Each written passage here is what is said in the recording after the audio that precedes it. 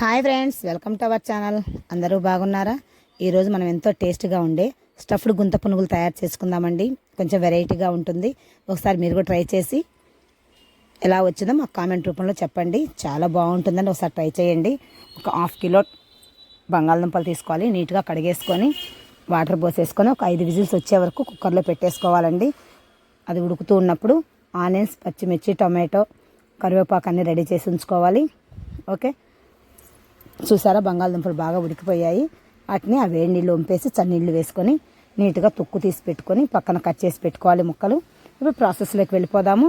Okay, stove మీద బాండి పెట్టేసి ఆయిల్ వేయండి. ఆయిల్ వేగంగానే పచ్చిమిర్చి, కరివేపాకు, కొంచెం పోపు దినుసులు వేసి బాగా వేగనివ్వాలి.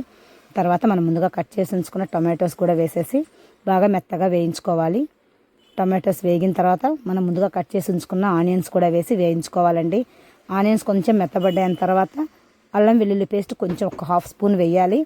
అది పచ్చివాసన పోయేంత వరకు బాగా వేయించుకోవాలండి. లో ఫ్లేమ్లో పెట్టేసుకొని వేయించుకోండి, పోపు మాడకూడదు.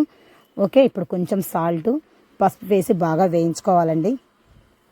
ఓకే, వేగిన తర్వాత మనం ముందుగా కట్ చేసి ఉంచుకున్న బంగాళదుంప ముక్కలు ఉన్నాయి కదండి, అవి కూడా అందులో వేసి బాగా కలిపి కొంచెం అలా చిదుముకోవాలండి. ఎందుకంటే మనకు స్టఫ్డ్ కోసం మనం బాల్స్ తయారు చేసుకోవాలి.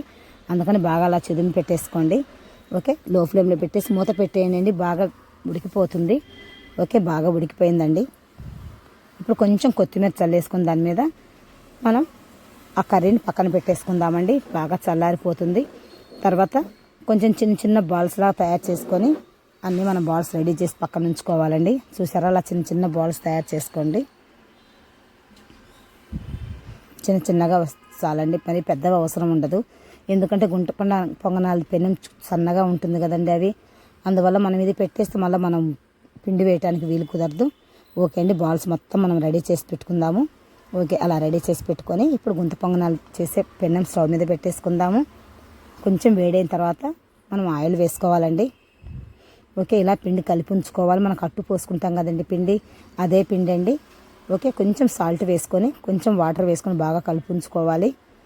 ఓకే, ఇప్పుడు బాగా పెనం వేడైంది. ఇప్పుడు కొంచెం కొంచెంగా మనము పిండి వేసుకోవాలి.